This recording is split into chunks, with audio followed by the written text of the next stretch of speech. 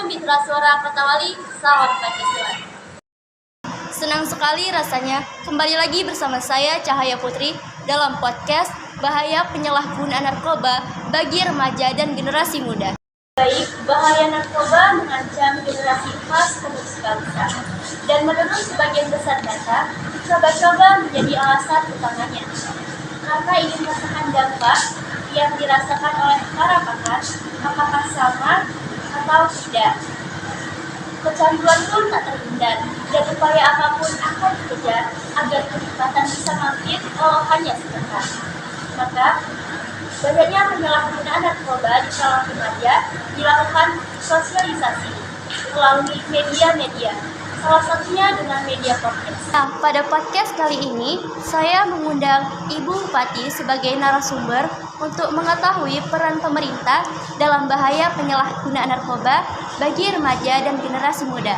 Baik, saya akan sapa terlebih dahulu Ibu Bupati kita, Ibu Yelsi Lisliana. Selamat pagi, Ibu. Selamat pagi, Mbak. Selain Ibu Bupati, saya juga kedatangan tamu yang luar biasa dari Polres, Bapak Ridwan, Kepala Badan Operasional Sat Narkoba Polres Demak. Selamat pagi, Bapak. Selamat pagi, Bu. Oke, terima kasih Bapak dan Ibu yang sudah menyempatkan hadir pada podcast kali ini. Oke, Ibu, ini berbicara mengenai penyalahgunaan narkoba begitu ya. Di Kabupaten Demak, di sini dari tahun ke tahun mengalami peningkatan. Akan tetapi kabar baiknya dari tahun 2021 sampai tahun 2022 ada sedikit penurunan. Kira-kira apa langkah yang sudah dan akan dilaksanakan oleh pemerintah Demak untuk menekan penyalahgunaan narkoba di Kabupaten Demak? Monggo, Ibu. Baik, terima kasih, Mbak. Memang sebelumnya terjadi penyalahgunaan kasus narkoba, tetapi pada tahun 2021 sampai 2022 alhamdulillah merangkak turun. Menurut data ini, memang di tahun 2021 sampai 2022 semester 1 memang terjadi penurunan. Dan hal tersebut dapat dilakukan dengan langkah-langkah seperti podcast pada kali ini, dengan penyuluhan-penyuluhan dan juga bekerja sama dengan Polres. Kemudian kita dari pemerintah juga melakukan seminar lokakarya, poster, pamflet. Selain itu juga merangkul kegiatan sosialisasi ke berbagai sekolahan seperti SD, SMP, maupun SMA, Mbak. Baik, Pak Ridwan, ini terkait dengan sosialisasi narkoba yang disampaikan oleh Ibu tadi, bahwa ini itu apa dan bahayanya itu apa. Nah, kalau untuk narkoba sendiri, Pak, apa saja sih yang termasuk jenis-jenis narkoba? Monggo, Bapak. Baik, terima kasih, Mbak. Pertanyaannya bagus sekali.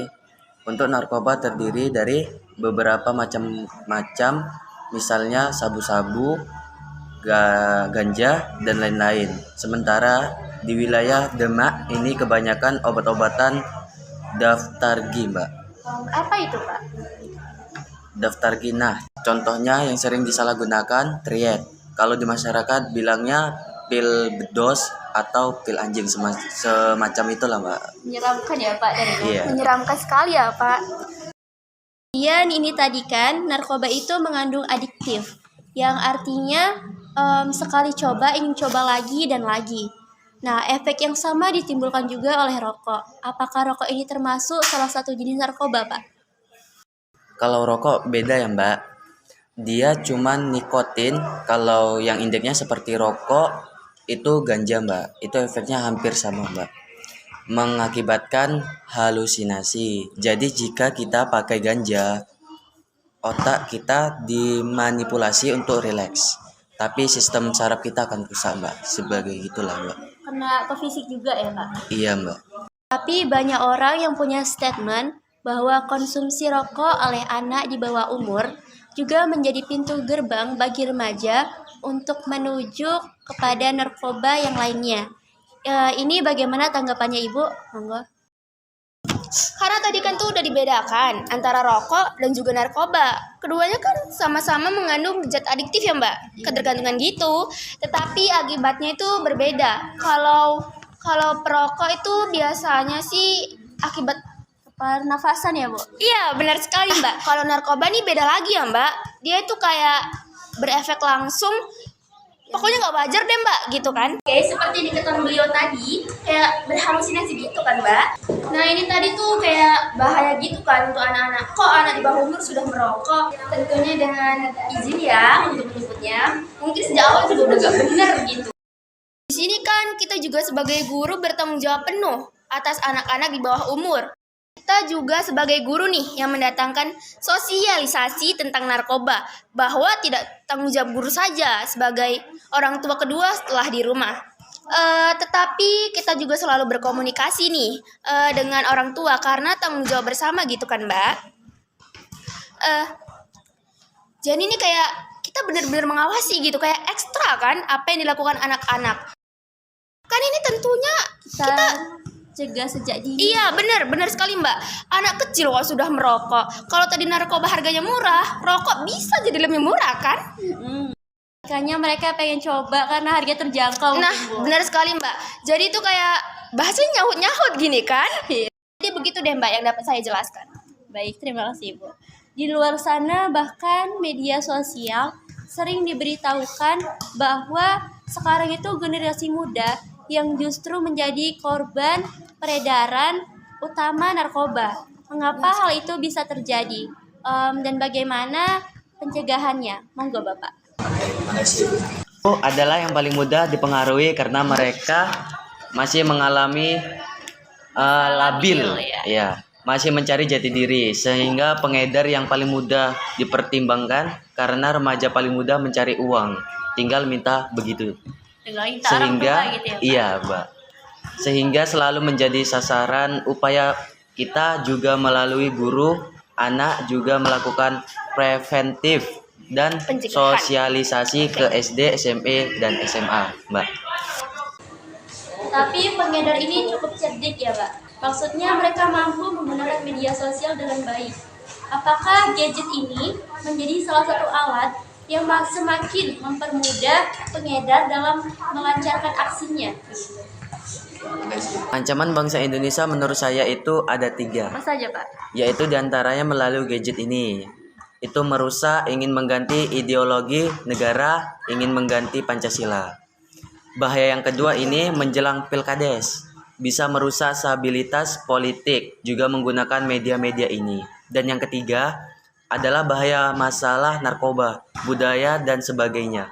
Anak sekarang ini tidak lepas dari yang namanya gadget.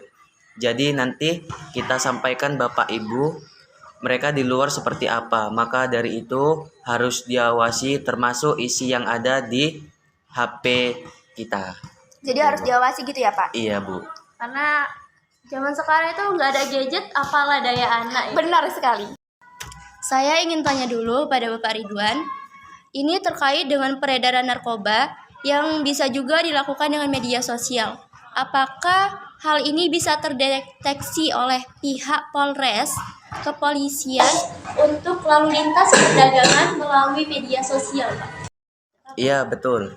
Untuk peredaran narkoba khususnya melalui media sosial, kita akan mengecek peredaran narkoba kita itu ada namanya patroli cyber.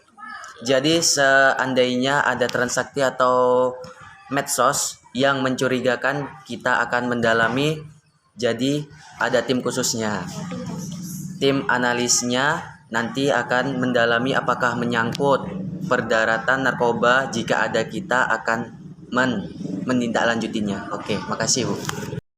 Baik, dari podcast sosialisasi kali ini, kita dapat kesimpulan bahwa upaya yang dilakukan untuk pencegahan narkoba dilakukan melalui poster, pamflet, seminar, dan juga sosialisasi yang seperti kami lakukan. Itu saja, kita sebagai guru juga berperan penting dalam mendidik anak bangsa.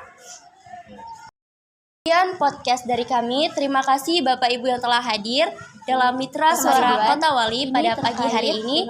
Salam hangat narkoba Mitra yang Suara disampaikan Kota oleh Wali tadi, bahwa ini itu apa dan bahayanya itu apa. Nah, kalau untuk narkoba sendiri Pak, apa saja sih yang termasuk jenis-jenis narkoba?